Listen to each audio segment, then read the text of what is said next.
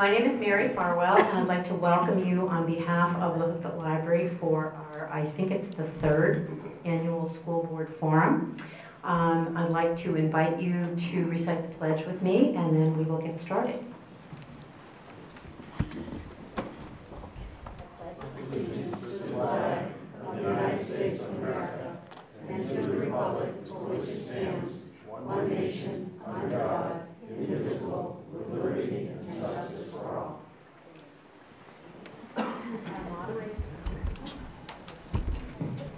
Our moderator for this debate is Don Riley, and he is going to be speaking about how this is going to run. But first, Becky Burke has an announcement. I'd like to ask her to come forward.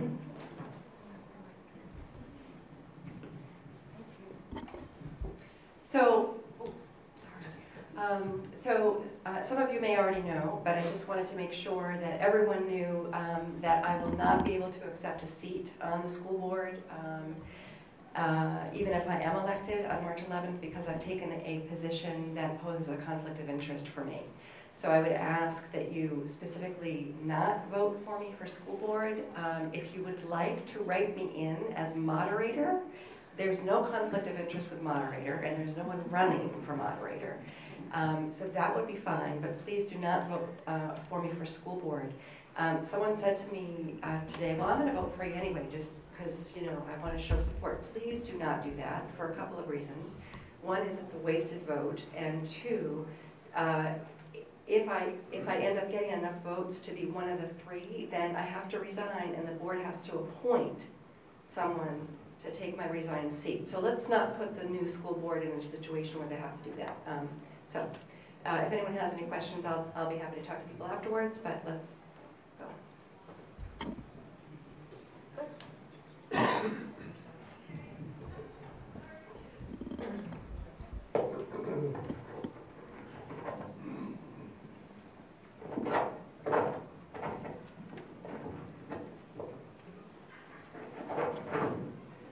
Can everybody hear me?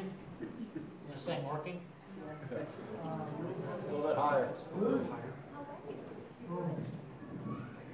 Not better? Is that better? Yeah. A little better. I'm unaccustomed to these things, so just bear with me. No, not great. Put on your tie. Here's your tie.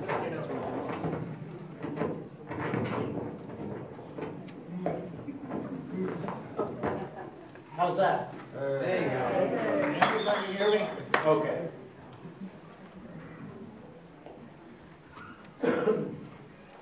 Just a couple of general comments and then we'll get started. First of all, on behalf of everybody here, I would just like to extend a big thanks to the library staff and the library trustees for initiating and continuing these kinds of forums.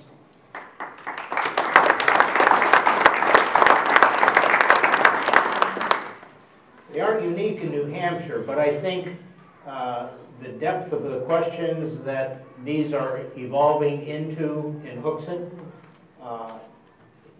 and the creativity in format, which I think you'll see in a few minutes, continue to be exceptional. And I can only expect that going forward they're going to get better and better. Thanks to you, the audience, for being here. These things mean nothing unless you're here with a desire to learn about the candidates. And and thanks for the candidates. I didn't count. I'm assuming all candidates are here, and I sure hope they are. The objective, I forgot one thing. Out of respect for all of us, anyone with a cell phone that's on, if you could put it on vibrate or off, that would certainly be appreciated. I know that there are probably parents here with kids at home, and I know there are probably some caregivers in the audience, but it's helpful if we have them off or on vibrate. The objective this evening is to maximize candidate discussions around relevant issues. Get to know the candidates. Some of you were here early enough to chat with the candidates. That way, you're an informed constituency. I can't emphasize enough that this is not a debate. It's not intended to be a debate. It's intended for candidates to respond to questions, stating opinions, positions, however they choose to answer the question. The questions are a result of the input from some of you. It is a series of questions that we compiled, and when I say we, I'm talking about the library trustees, Heather, Mary Farwell, well, she is a library trustee, and myself. Given that there are 11 candidates, we had to make sure we had the questions with enough depth so that we could start to set candidates in clear enough view so that people could cast ballots, cast votes that made sense. The questions were compiled, edited, reviewed, edited again over the last 3 or 4 days. A lot of work has gone into these questions. But I think they are clear and they are certainly relevant. Many are intentionally complex, and that's why we have the screens. We want everybody that's here to be able to see some of these questions because they have multiple parts. We have paper and pencils up here where the candidates are going to be seated so that the candidates can take notes about the questions. Okay, we got that. All right, let's talk about format for a minute. I'd like the 1-year term and 2-year term candidates to come up and find a seat at the table. We're going to have 2 groups this evening. The first group are the 1- and 2-year candidate people. The second group will be the 3-year term candidates. The logistics of trying to deal with 11 and the logistics of responding, having 11 people, now 10, but 11 people respond to the same question 10 times in a row, dictated that we think outside the box. So what we're going to do, I'm not sure about this mic, what we're going to do is start with 4 people. We're going to give them 15 or 30 seconds to introduce themselves from a biographical standpoint. We're going to have 3 rounds of questions. The first 3 questions are pre-prepared. They'll be flashed on the screen and they'll be passed out to the candidates. And they'll respond. All questions tonight will have 2 minutes of response time. Round 2 is sort of different. Each candidate is going to pick a number out of a box, and the numbers correspond to a series of questions. There are 14 questions. 14 numbers in the box. Candidate picks 12. They get question 12. Number goes back in the box.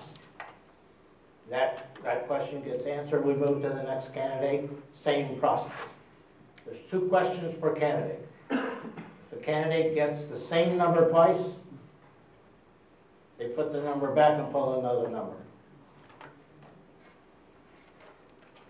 The last round is basically a closing remarks by each of the candidates. Now, since the first 3 questions are the same for this group and the second group, we had to distinguish between the questions just enough so that the candidates in the audience do not get a unfair advantage. So they're the same content, but the questions are slightly different. Any questions? All right, running rules.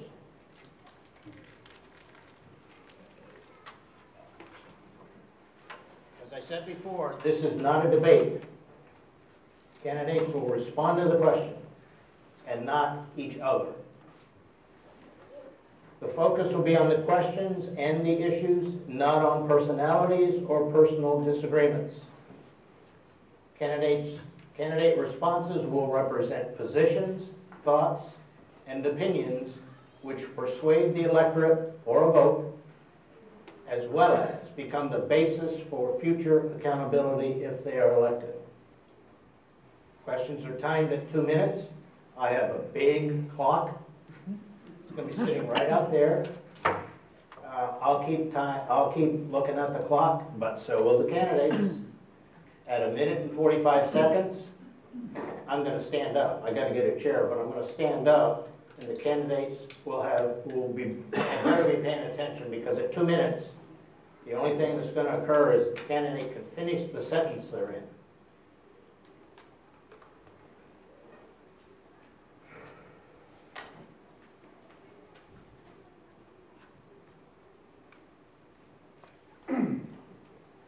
As we ask questions, I'm going to rotate who starts so that the same person doesn't get stuck in that number one position each time. Questions from the audience will not be taken. This is a pretty aggressive thing we're trying to accomplish between now and 9 o'clock this evening. Unfortunately, I don't think we're going to have time for audience questions. Candidates and audience will remain respectful at all times. I don't want to hear any cheering, booing, applause, or other disruptions from the audience or from the candidates. Okay, let's have some fun and get to know the candidates. Question number 1.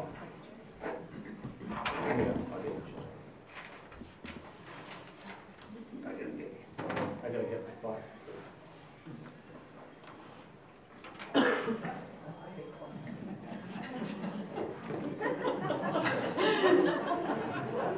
You thought I was kidding.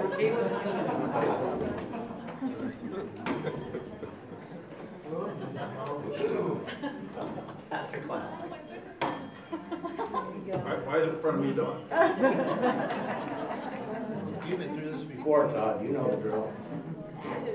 Okay. Mr. Moderator, Yes. how long do you think it'll be before the second group gets up? If we have a time, if you have a time, what, Probably do you think an hour for the first group? Probably 45 minutes. 45 minutes? Thank you. Okay, question number 1.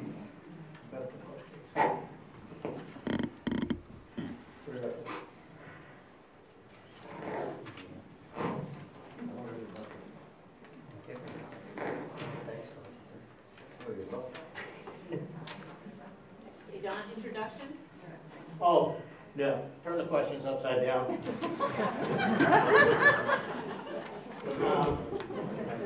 Yeah, thanks, Mary. Appreciate that. I'm going to give the candidates 15 or 30 seconds or so to biographically introduce yourself. Starting here. Okay. Hi, everybody. I'm Yvonne Preston. I've lived here in Hooksett for about 16 years with my wonderful husband, Brian, who's sitting out in the audience. He promised he'd be the friendly face today. And I have 3 daughters. One is a 4th grader, one is a 7th grader, and one is a junior in high school. So I'm quite vested in this school board, school system.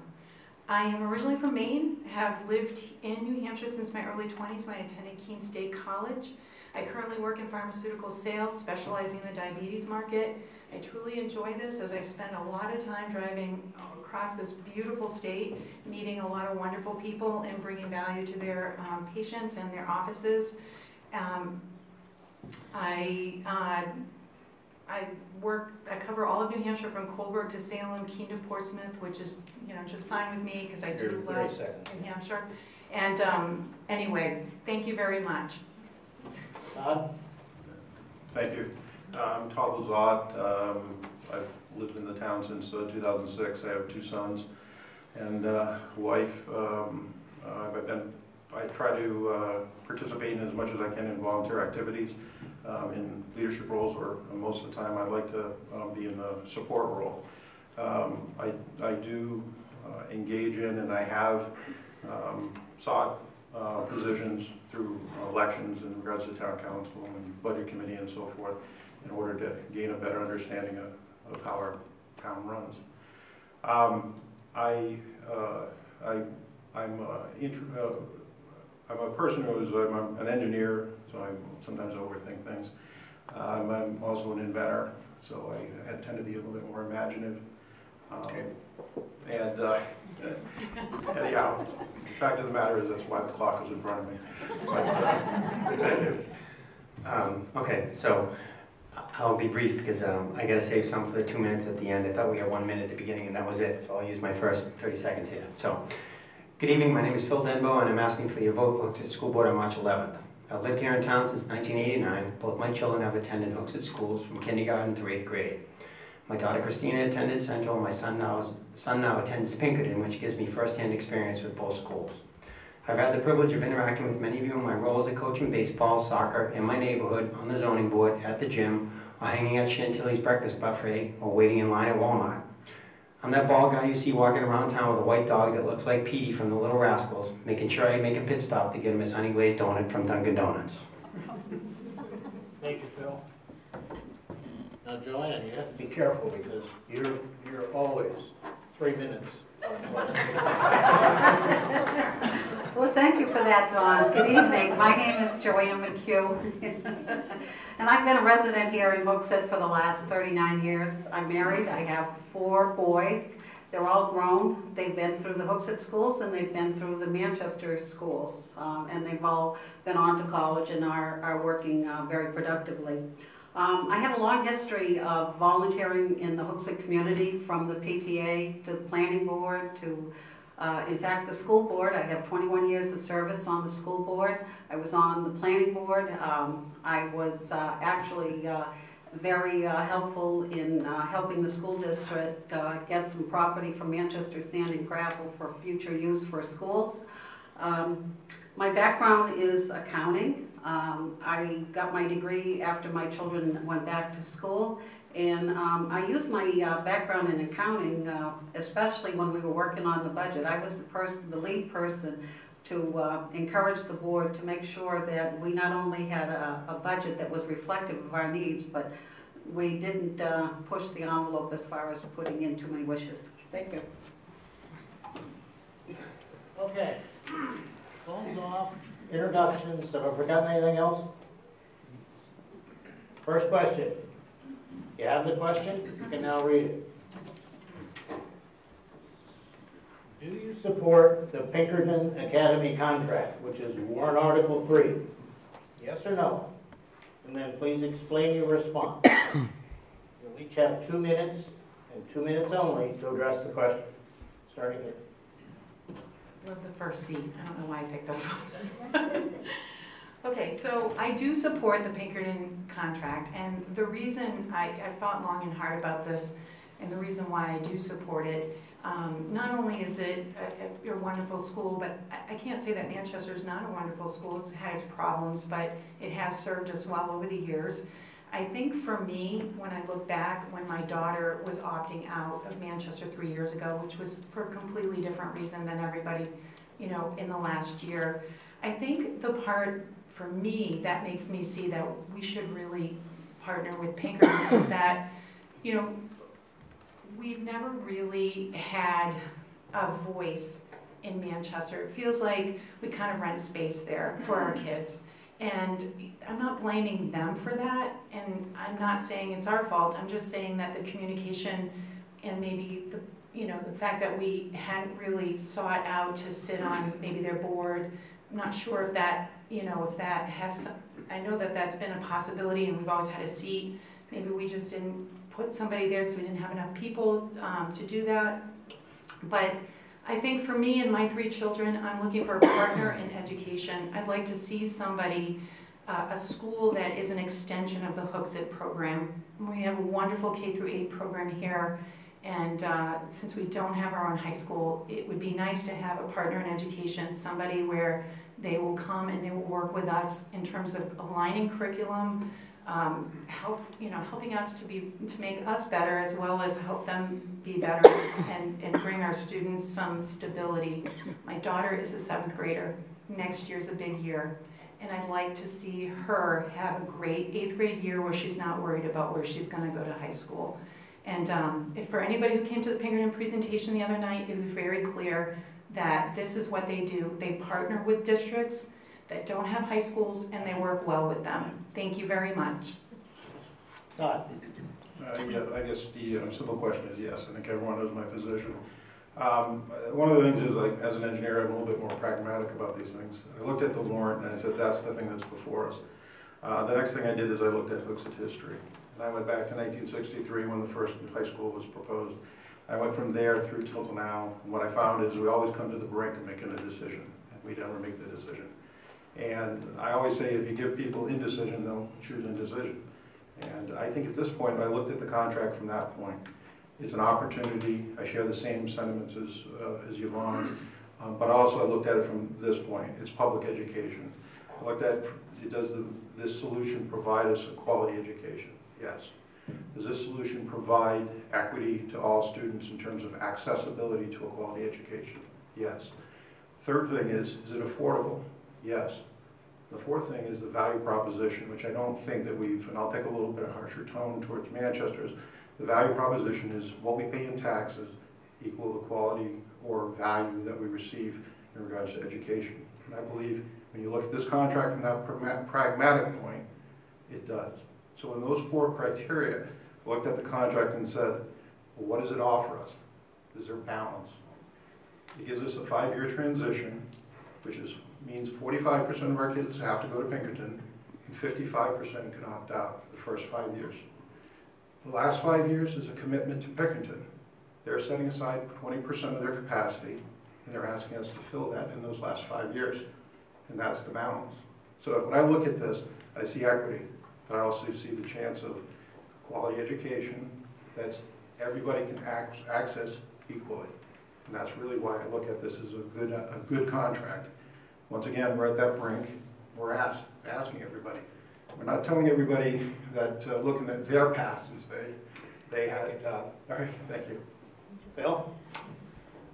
So from day one, even before I was appointed at the board last year, or to the board, I should say, I was pretty vocal proponent of the fact that we need an anchor school here in Hooksett. I believe we do need some limited choice for the folks that live on the north end of Hooksett that are going to have, huge traveling issues, not huge traveling issues, but more traveling issues than other folks. And at present, there are only 2 places that can accommodate all of our kids. One of them is Manchester, and one of them is Pinkerton. And that's really what this is all about. So if you line those 2 districts up against each other, echoing what Yvonne and Todd said, we've had consistent problems over the years. We've had to keep reminding them to stick to the contract that was in place. They pink slip teachers every year, or almost every year, because they have problems with the teacher. There's, again, a lot of issues. So if you line the 2 schools up and you go and tour both schools, there are definitely instances where kids in Manchester, I'm not saying kids in Manchester can't do great. What I'm saying is we should put as few barriers in front of our kids as possible. I don't worry about the level 4 and AP kids. They'll do great wherever they are. They would have done great in Claremont when Claremont was having problems back in the 80s, right? But I worry about the level 3, level 2 CTE kids, that unconventional education kids. This year, or last year, there were 3 kids at MST in Manchester. At Pinkerton, they make as many classes as they need to accommodate as many kids as will come. From a personal standpoint, I had an issue at Central, my daughter, where they removed her from a class 2 months into the year that she loved. The department head supported her, everybody supported her staying there. They moved her. For 4 months after that, she went to 2 classes. The class she was put in and the one she was in prior, because there was a seat left in there, and attended there instead of going lunch so she could keep up. Not every kid's going to do that. A level 2, level 3 kid is not going to do that. If it wasn't for my daughter going to those 2 classes, she probably would have failed that math class. That's about it. Thank you, Phil. Joanne? Well, I would say this. This is an issue that I've struggled with, and at the present time, I can't answer yes or no, and I'll tell you the reason why. Over the years, I would say in the last 4 or 5 years, the board has had occasion where things have occurred in Manchester and the board has not reacted to it. And I'm left with a contract that doesn't seem to address a lot of those issues. And I wonder whether the door is going to be closed on Manchester, and whether or not that door being closed with regard to Manchester, if it poses a problem with us as far as the students that still want to attend. Right now, the agreement calls for 4 years that our students will still be able to attend, and then to go back and renegotiate a contract that would allow us to continue. My concern lies in the fact that if there are a number of students who wish to continue in Manchester, that they will not be able to attend. Given those statements that I just made, I want to speak about the Pinkerton High School. I'll state this, and I'll state this quite firmly, that I would be lying if I said that Pinkerton was not a good school, because Pinkerton is a very good school. It offers a breadth of courses that I think students can certainly avail themselves. But I think the missing piece for Hooksett here is that the board needed to engage the community, engage the residents of Hooksett to see what Hooksett wanted for its students. What is in the best interest of the students? Thank you, Joanne. Okay. Everybody comfortable with how this is going to proceed? Can everybody hear? No hands are waving, so I'm assuming everybody can hear. Question 2.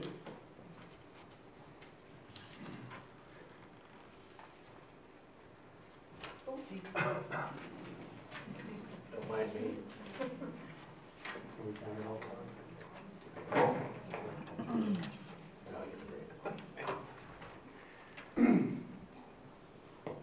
Okay, the question is, do you support the formation of a committee to examine whether Hooksett School District remains in SAU 15, and why?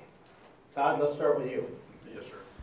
I do. I'm a data junkie, so my position is that if you can form a committee of citizens, then that can go in and explore this type of removal in order to understand and ascertain if it's even viable. Now, one of the reasons why is because that one of the discussions is talking about our own high school. In order to do something like that, we have, once again, a history of when it came time to potentially invest in a high school or do a co-op with another district. One of the things that came up was local control. And I think if you're making large investments and you're getting larger, as a large organization, the question then becomes is, are you stretching, with being within SAU, are you stretching your resources where you need to concentrate them more in your own district? Now, this is not a new thing for Hooksett. Hooksett removed itself from SAU 53, which was part of Pembroke and so forth.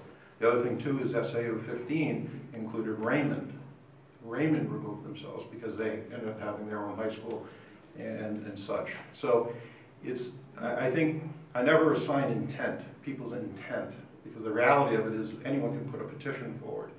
The question about worrying about it, the idea would be, I hope citizens come forward to ask to be placed on that committee and have an open mind to gather that data, to supply that data to the board.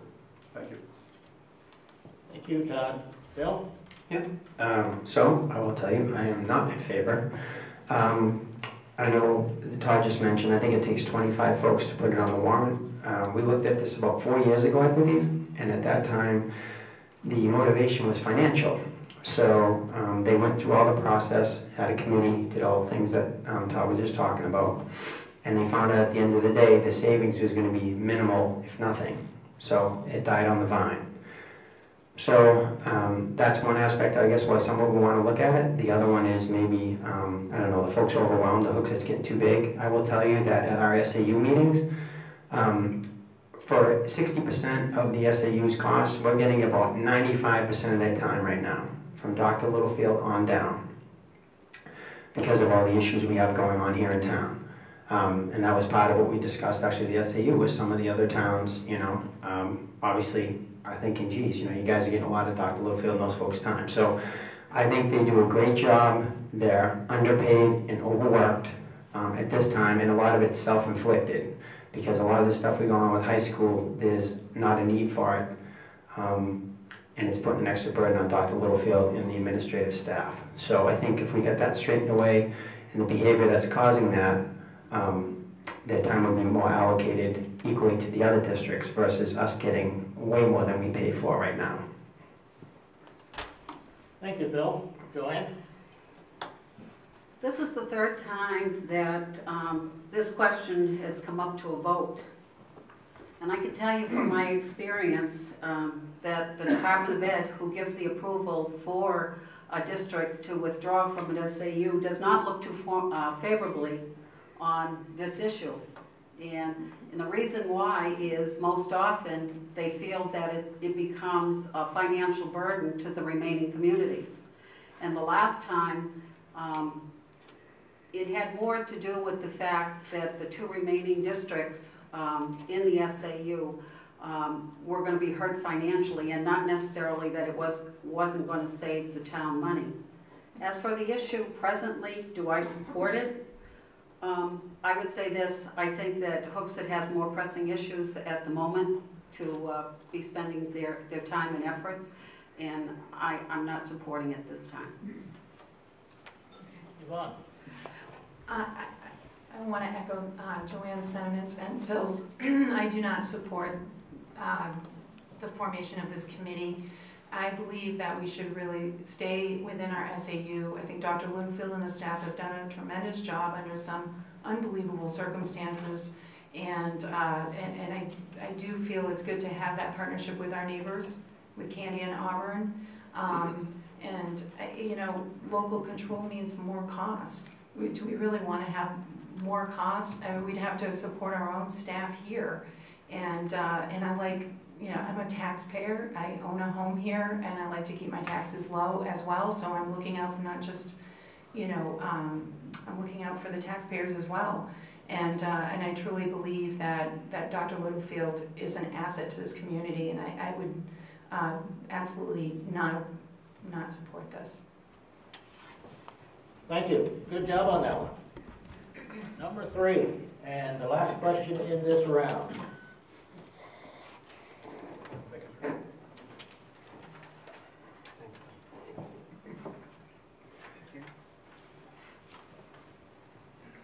Okay.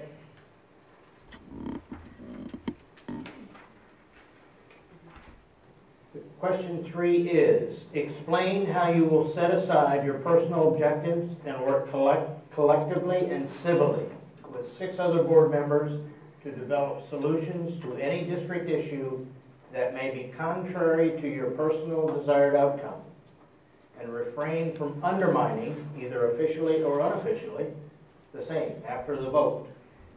Support your response with a specific example. Phil, I think it's on you. Okie doke. So I can give a specific example. Again, I mentioned earlier, from the get-go, even before I was appointed to the board, I was in favor of an anchor school that would consistently exceed state standards, which is Pinkerton. We looked at all the other schools, they couldn't accommodate our kids. So I came out of the box like that. After speaking with some other folks on the board, and obviously working with Dr. Littlefield, we went from a single school contract to this hybrid model we're talking about. So, modify the position on that. We went with the hybrid model. We got some MOUs together with these schools to create a transition period so we could transition towards Pinkerton 5 or 6 years from now. If you watch any of the tape from the board meetings, I'm civil with everybody. I don't raise my voice. I don't yell over anybody, even though I've witnessed much of the same. With that hybrid model, I haven't done anything on any vote that I've had on the board, whether I was on the majority or the minority. I haven't went back on the backside and tried to undermine anything or spoken against it. Sorry. In my mind, I don't think that's ethical. I haven't done that on other boards, and if I'm elected, I would continue not to do that on this board. Thanks. Thank you, Phil. Joanne? Well, first of all, I'd like to use the example of the board having retreats and putting together a strategic plan. I've certainly been involved in both of those. The board does normally have an annual retreat where the board decides on the goals that they want to achieve over the course of the next school year. And many times we'll do strategic planning. And I think I've been in situations that a lot of times I thought to myself, well, you know, I think this is the best approach, but I've always adopted the attitude that the other side of opinion brings things that I normally would not think of. So I've always encouraged to hear out people who have an opposing view from me. And I think that has served me well over the years.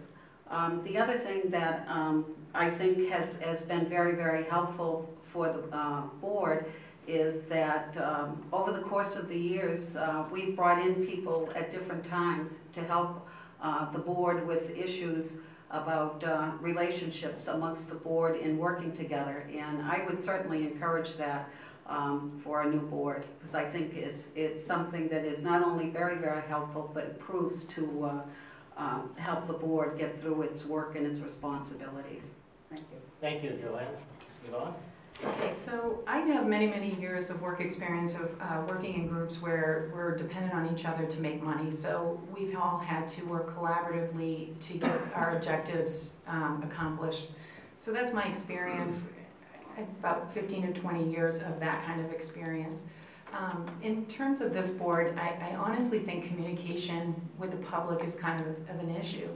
And I think that in the way that there's a lot of things that go out on social media, and as a board, I hope to bring a team atmosphere where, you know, we will not, you know, we'll speak with one voice. And I think that that's important to portray to the public, not saying to hold back the problems, but I'm saying that if you speak with one voice and you unite as one team, whether you're the minority or the majority, you should work together, and you should really, you know, bring that forward in a way that shows to the public that you're actually adults and behaving well and acting in an appropriate way. Getting on social media as a board member is not something I would do, not to vent any problems that are occurring on the board. You know, in Bow, they actually, the superintendent puts out a newsletter every month or so that discusses board activities and informs the public, and I'd like to try to implement that as a board member. I think that's really important to have that, you know, controlled exchange with the public so that they see what is going on, but they're not hearing all the discourse. Hopefully there won't be any, and you know, that's my hope. Thank you. Todd? Thank you. Well, I guess what I'd say this is I have probably a 5-year history of working on boards and negotiating and talking about things. One of the things I'm known for is asking hard questions. I know that, and I like asking questions that nobody likes to ask, just to put the debate. Because if you don't get ideas out there, then what ends up happening is you have people on the board who think that their word isn't being heard. And if you look at some of the work that I've done on the town council, you'll see that reflected in how my approach. I'm data driven, so I like all kinds of points of view, and I think it goes to each of our, I guess, human nature. I think I'm one that can over time and through, you know, sensory input is shown that I can adjust and I can and look at different perspectives. Matter of fact, I always say I'd always love to have our board argue opposite positions. I'd love to get on this board and argue the Manchester position. I think I could argue it quite well, because I look at things from all different directions and then try to say, you know, what is the best answer that we have? And so that when we make sure that we ask all those questions and we extract out of people the questions. One of the things I'll say for my final comment is, one of the things I've learned is feedback. Mary Farwell used to say to me, you know, Todd, you idiot, why didn't you, when you made that motion and you voted on it, why didn't you explain yourself? And it was one, you know, it was one of those moments where you want to just, people could say, I'm not going to deal with that question, but the reality of it was real. And now if you notice over the years, I speak to motions, even if they're simple ones.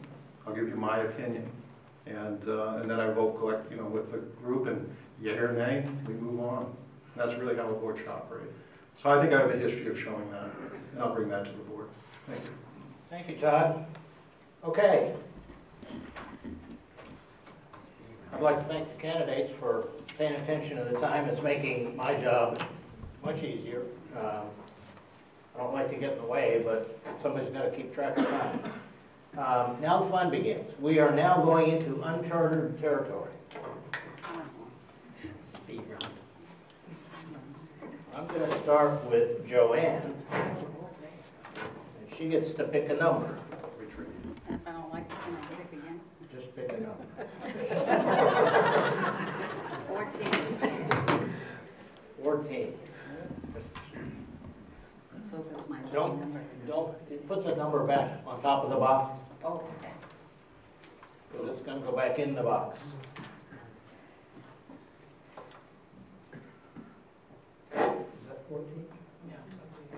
Yeah, go ahead with 14.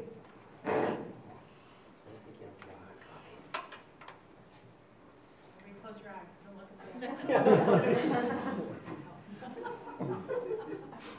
the Now you get a softball question. How will you evaluate the effectiveness of the delivery of special education? 2 minutes. That's a very good question, and in fact, of lately, I've heard a couple of concerns with regard to special education. I think the first thing that I would do would certainly be to call the Department of Ed with regard to special ed, since they are the people that monitor special ed. I would ask them to come to Hooksett and explain to the board essentially some of the rules and regulations with regard to special ed. Special ed is very specific with regard to the law. I believe the law is 94-142, and it speaks to the fact of students being in the least restrictive environment, which means that the students should be able to be in an environment where they're not completely set aside, but yet they are getting the services that they need to receive.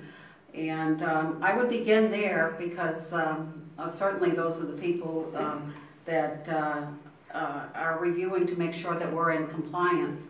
And then I would ask for an audit, basically, of how we're doing things in Hooksett.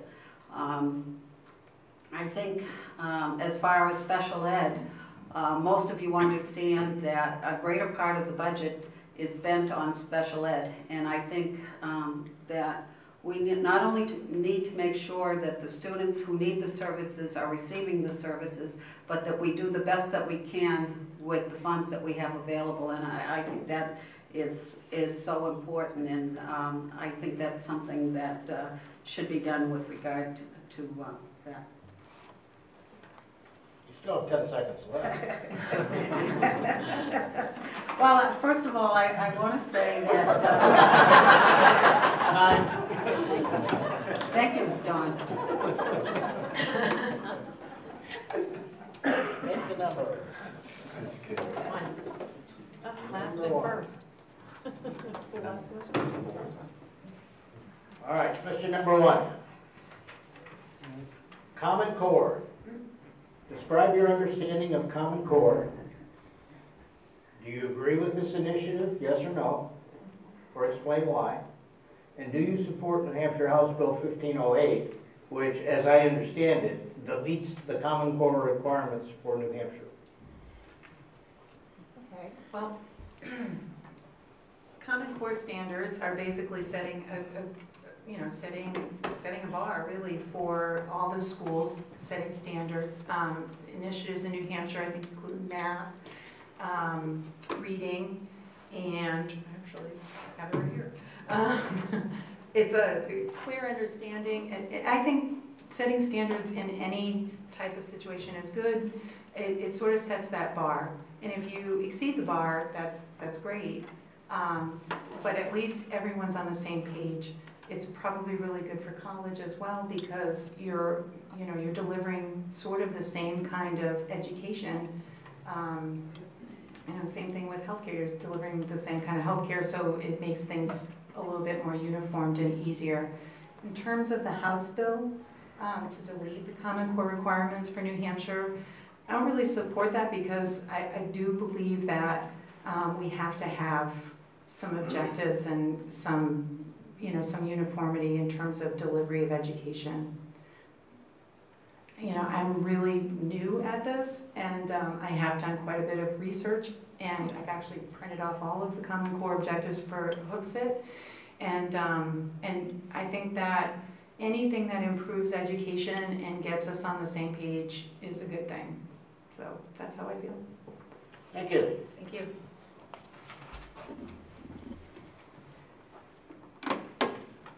Your turn. All right.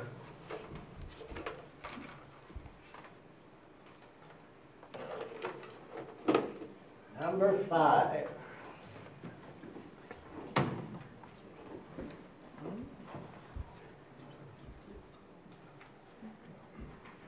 Number 5, school board relationships. Understanding that school board members have authority for school issues in the broadest sense, in the context of a board, not as individuals. Let me read that again because I didn't read it quite right. Understanding that school board members have authority for school issues in the broadest context as a board and not as individuals, please discuss the following: the relationship of the school board and the superintendent, the relationship of the school board and district and school staff, and what is the role of the superintendent as an unelected public official? Go. All right, well, in terms of a board, the individual and person on the board, I always make that distinction. Once you're on the board, you're a member of the board. Once you leave that room, you also have to remember that you're part of the board. You're not back to an individual. As far as the superintendent is, I look at it as basically a CEO of the corporation, and the school board is the board of directors. So the reality of it is the board should set up objectives, policies, goals to reach, and so forth for that CEO to reach. At the end of the term, and they evaluate that CEO. That's the oversight aspect of it. It's nothing more, nothing less. That's the professional you put in charge in order to deliver education to the Hooksett School District. But I believe that board needs to be mindful of the fact that they are an oversight. You need to dig in a little bit. You need to make sure that we're getting the best value out of that person, because ultimately, you don't get a redo on kids after they go through the system. So it's very important. As far as the superintendent's role and as an unelected public official, he's the voice of the district. He can share his opinion as long as it's within the confines of the policy dictated by the board, the school board. And I think it's a pretty straightforward relationship. We are policy, they are admin. We set objectives, they reach objectives. We evaluate how well they reached objectives, and we give praise or criticism based on it. And then we reset it and look to set another set of objectives. And I think it goes to the fact on the policy side is, I think we just got to make sure as a board that we understand what we need to review in order to give good criticism back in terms of performance. Thank you.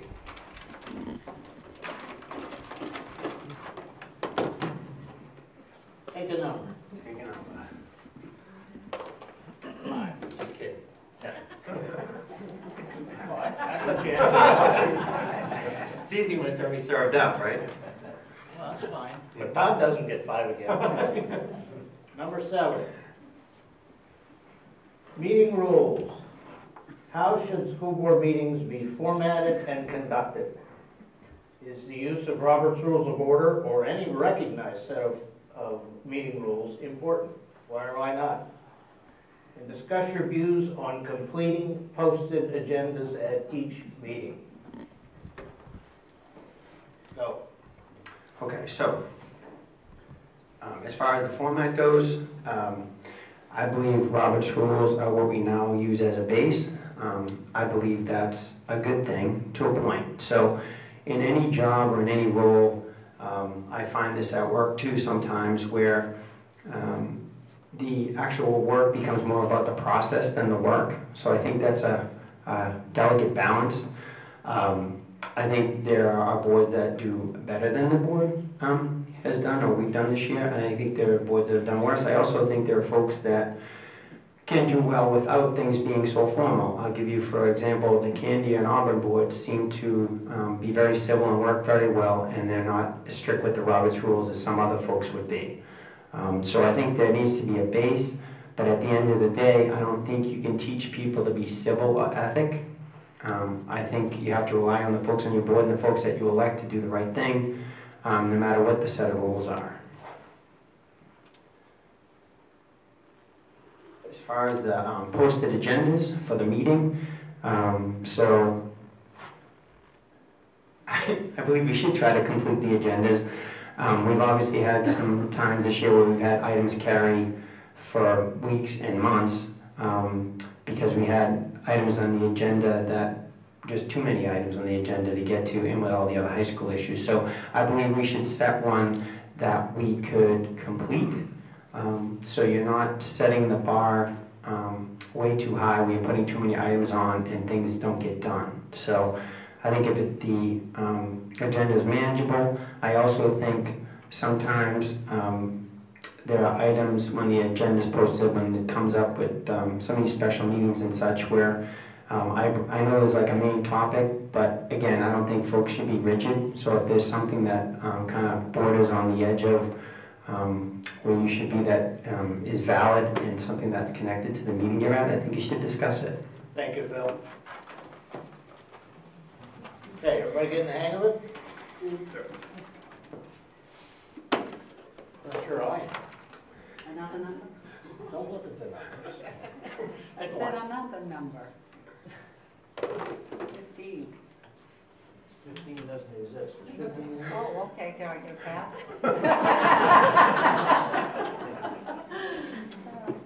I went looking for that earlier. The question got deleted. There's a couple of them here. No, Together. we combined some questions. I thought you get to make up your own. What's that? Hey, that's not infinity. That's eight.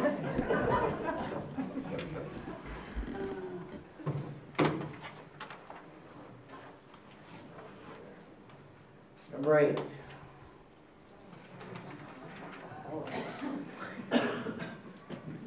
Oh boy, fund balance spending. The school district fiscal year extends from July 1 to June 30.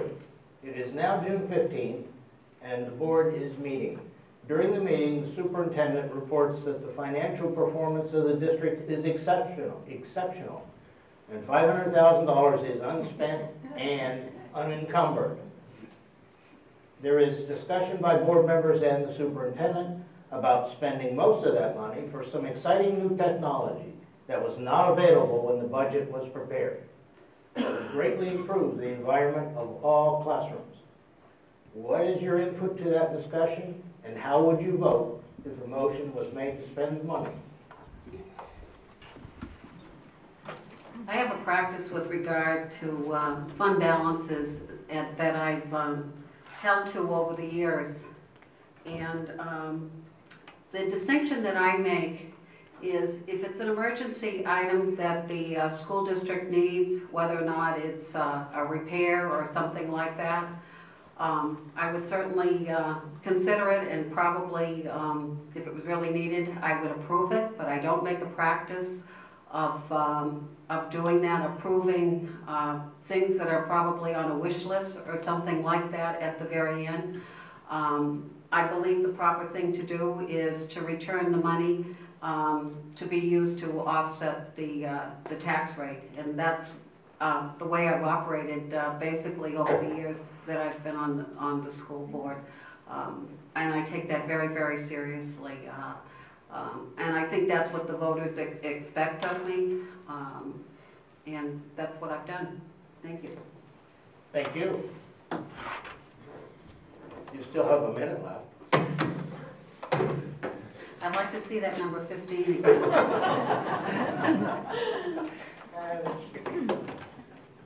Yvonne, number 12.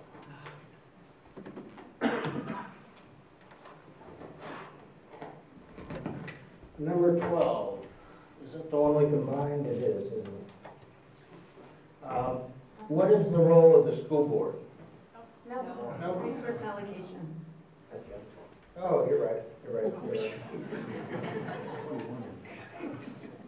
If state and federal resources for education continue to dwindle, much greater pressure will be placed on the Hooksett school budget. In that case, what are your targets for reducing the expenditures to close the budget gaps created by state and federal downshifting? Well, in this situation, I would, first of all, I would look at those state and federal resources, because I would see if there's any chance that we could, apply for a grant, maybe find some money in those situations.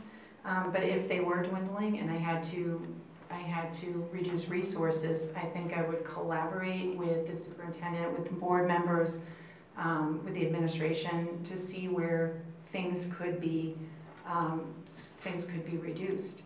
Hopefully we'd have something like Joanne's situation where we'd have a fund balance. And then we wouldn't really have that problem. But honestly, I think, like I said, I would really do the research to seek out the best alternative. And that would happen really working collaboratively, obviously, with the people who know the budget extremely well, and really the administration, to see where, they know where they can make the sacrifices where it's not going to hurt the kids. And that's really the most important thing, is not to let it affect the children and the staff, because they're wonderful. Thank you. Thank you.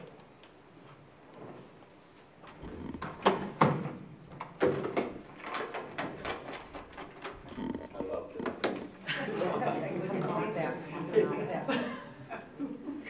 Oops, I got 2. Number 7. We had 7 before? Yeah, we have. Yep. Well, that's the random nature. Meeting rules. I get 7 again. You didn't get it before. All right, that's fine. Your buddy. Good. How should school board meetings be formatted and conducted? All right, well, this is going to be really simple. Is the use of Robert's rules, you ready to go? I'm ready. Take it. Sure. I'm a strong proponent of Robert's rules. Now let me say that you can allow Robert rules to bog you down, or you can use it in the way it's supposed to be used, and it's very free-floating. On the town council, if you notice, Robert's rules basically dictates decorum. If you ever see me in action, not 100% of the time, but at least 95% of the time, I address the chair. Chair, could I talk to you? I also want to make comments. Someone makes a comment on something, and I'll raise my hand and I'll say, Chair, I'd like to make a comment. And then they'll say, do you want to make a comment on that? And I say, no, Chair, I'm making a comment to the chair. And I'll speak to the chair. When you start getting into the practice of it, when you start getting into the practice of it, it becomes easier and easier. And that's the difficulty. When you're not in practice of it, you can think it bogs you down. Reality of it, it doesn't. The other thing that's important about Robert rules is that when a board makes a decision, your decision can be overturned by the court. And if someone in the audience says, you didn't follow proper protocol, and you didn't take a proper vote, or you didn't rescind that in the right way, they go to the court of law, and they say, you said you follow these rules, you said you do this, you did it here, you didn't do it here. Guess what? your things could be overturned. So there's a point where you need that. The other thing too is rules create decorum.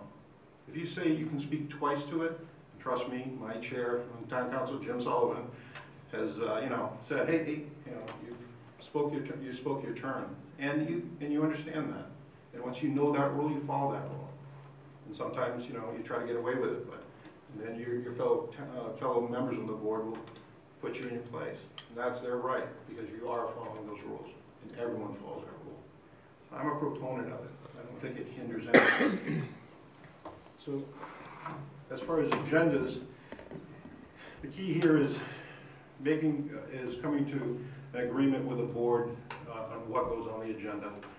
And if I think that you can, on the town council, we've come up to the point where we do finish our agendas. And if we have to table something to extend a discussion, when we extend it. But I think the rules are what actually allow you to get through that agenda. Thanks, Todd. Thank you.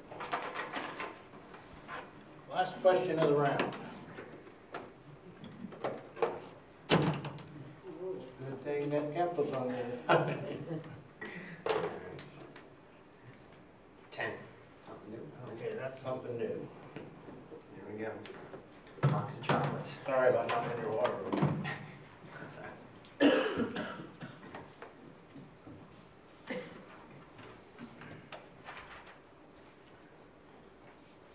Superintendent resigns the evening before the next school board meeting. In your opinion, what are the next 3 steps the board must address?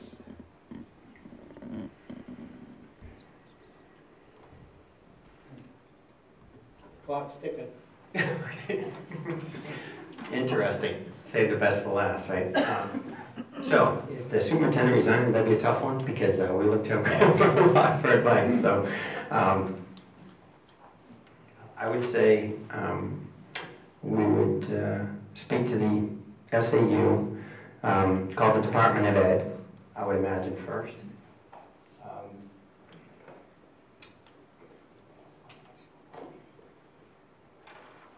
We get together, we don't need a special meeting because the next night was our meeting.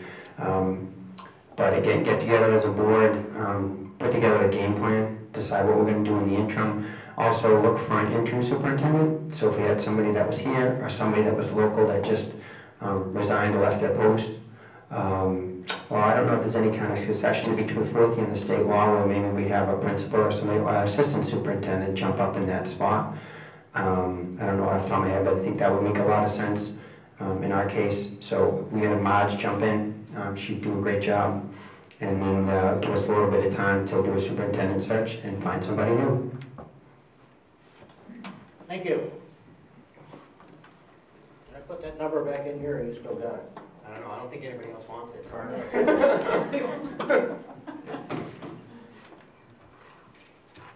Okay.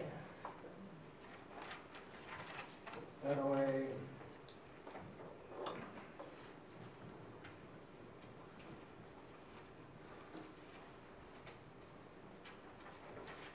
The last question is open-ended. No, it's not really a question. It's open-ended. You can make unlimited content closing remarks. It's a 2-minute response. What we'd like is for you to include 2 items. Your future involvement if you are not elected. And secondly, how your constituents can trust that you will discharge your responsibilities as you have responded this evening. And cite a specific example to support that response. Tom, could you repeat that again real quick? Well, you can read it. You can read it better than I could say it. I have eyes in the back of my head, right? Isn't that how it goes?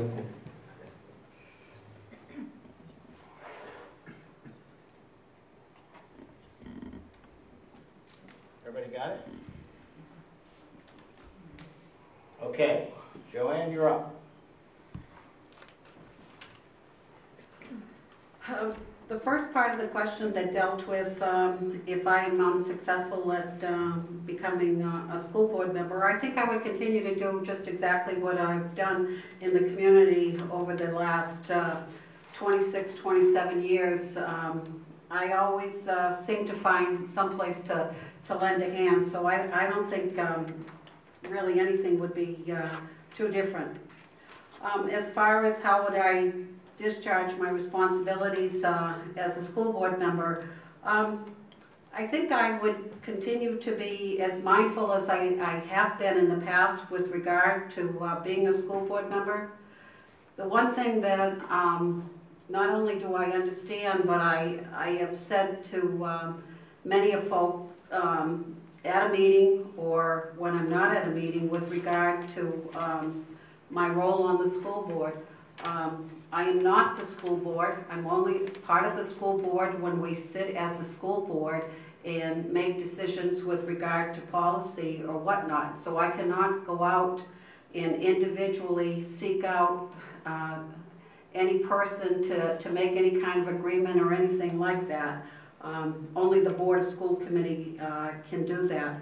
As far as conducting myself at the meeting, I think that's very, very important. How you conduct yourself at the meeting sets the tone, not only for what happens at the meeting, but sets the tone for the district as a whole, how people respond back. If you show no respect to the other board members, there won't be respect for the school district itself, and I think that's unfortunate. And then the other thing that I think that I live by, and it's something that came from Superintendent Dave Cawley, who the middle school is named after. He always said, 5 more seconds. He said, if it's good for kids, that's what you should be doing, and that's how I voted. Thank you, Joanne. Yvonne? Okay, I'm going to start with the second part. You know, I've lived in this town for a lot of years. I haven't volunteered in this capacity. I have sat on the HYA soccer board and helped there. I have a history of working collaboratively. I've also taught CCD for 6 years, so I know a lot of the kids in this town. I am who I am. I never pretend to be anybody else. I'm as honest gets. Sometimes it's not, you know, sometimes it's hard for people to hear the honest truth, and sometimes it's hard to, you know, it's hard for people to understand, you know, why I would be so honest. But I think that you can't move forward unless you know the honest truth. And if you, if somebody, I would rather have somebody tell me that my behavior may not be appropriate, or, you know, I would rather have somebody point out to me a truth so that I know how to implement a change. So for me, you know, I am who I am. This is what you get. And I would sit on this board and I would do a fabulous job. I would look at it as a job and I'd take it very seriously. And I would not deviate from my principles of being an honest person. In terms of the future, I will not, I would still go to school board meetings. My children are my priority, obviously, and I would want to have some involvement because I think we have some very difficult issues here that need to be addressed. And I would be a vocal, you know, vocal voice in that. I would want to really be involved still. So, you know, I would absolutely help in any way that I can, which I've always done as I've lived here for 17 years almost. So that's it. Thank you, Yvonne. Todd? Thank you. I guess, well, if unsuccessful, one of my things is that I always say the opponent should be able to go into office and discharge that office. It shouldn't be my role to try to wedge myself in. However, I do get a lot of calls for people that want me to be on a committee or something like that, or add input or add some advice, and I always look for those opportunities. But I would wait if the board set up a subcommittee or something like that. I would definitely volunteer if they wanted my any of my expertise or my thoughts on things. I, like Joanne, there's always opportunities to volunteer in this community, so and it always comes to your door usually if they know you're willing. As far as discharging my office, like I said, I got 5 years. It's pretty clear on how I do things. You know, I put it out there in terms of positions. It's kind of like, I'll give you a good example, it's kind of like this position with Pinkerton. Someone told me, why are you doing this? Why don't you just, you could, I think you could negotiate a better deal. And I said, well, that's fine. But the point is, in an election, you have to take a position. I believe you have to take a solid position, and sometimes it's a little less, it's uncomfortable. It would have been easier for me to be up here and say, I don't think we should vote for the SAU, checking with the SAU. But you know me as a data guy. Why would I be feared data? It would be safe for me to say no.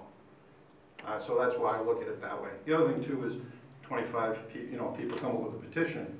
You know, that's the voters speaking. So those are types of examples where, yes, I could take safe positions, but would you rather know where I really stand in the way I analyze things? If you notice, when I put stuff out there, I put my name and number on it. Anybody can call me. I can agree to disagree. And there's a few people that are friends of mine that have no problem calling me up and telling me what they think. And I listen. And, and that's my nature. So I'll discharge the office the way I always discharge it. 5 seconds now. Yeah. And I appreciate a vote. Thank you. Before this mic completely drops on the floor, Phil, you're up. Sure.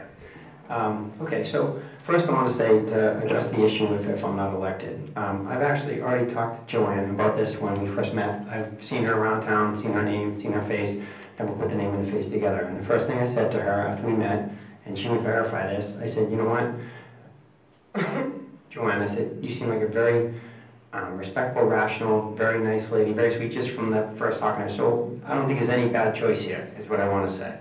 So if I don't get on the board, I actually, I asked my wife this when I came on to run this year, and we talked about it, and we thought about the fact that even if I didn't run, we'd still be involved. So I said, you know what, why don't I stick it out? I jumped in on this board when I knew it was going to be difficult. Some other folks, we tried to step up the plate with Jim Legier, some other folks, and weren't able to get on, and I was. So again, I proactively jumped into something where I knew it was going to be difficult, and I think I've done a pretty decent job at it. Just to finish up and level set a little bit and talk a little bit about conduct, what some of these folks mentioned. So last summer I was appointed to the school board and proactively stepped into what I knew was going to be a very difficult task. Dana Agro had just exited, Mike Dubitz had resigned. At that time the board was deadlocked on everything from where people sat, projector location, to appointing someone to fill Mike's vacant seat. I inherited a situation where board members had made decisions that flew in the face of the advice of legal counsel. The board had also already filed breach with Manchester, and Manchester filed an injunction against Hooksett. To top that off, I can honestly say I could never in my wildest dreams have forecast the bizarre behavior I will witness from my front row seat in the Colley media room this past year. 5 seconds. I would say the primary motivation is that I care deeply about the future of our Hooksett kids. Throughout this whole ordeal, I've kept my cool at meetings, been respectful of others, haven't shouted over anyone, been civil, ethical, tried my best to find common sense solutions to problems I had no hand in creating. Thank you, Phil. Oh, sorry. Okay.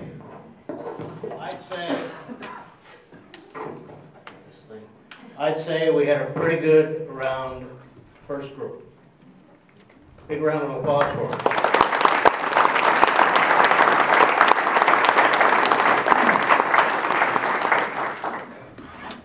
It's not easy, and I wouldn't want to be sitting up here responding to questions. So I know how difficult it can be, and I think they did well.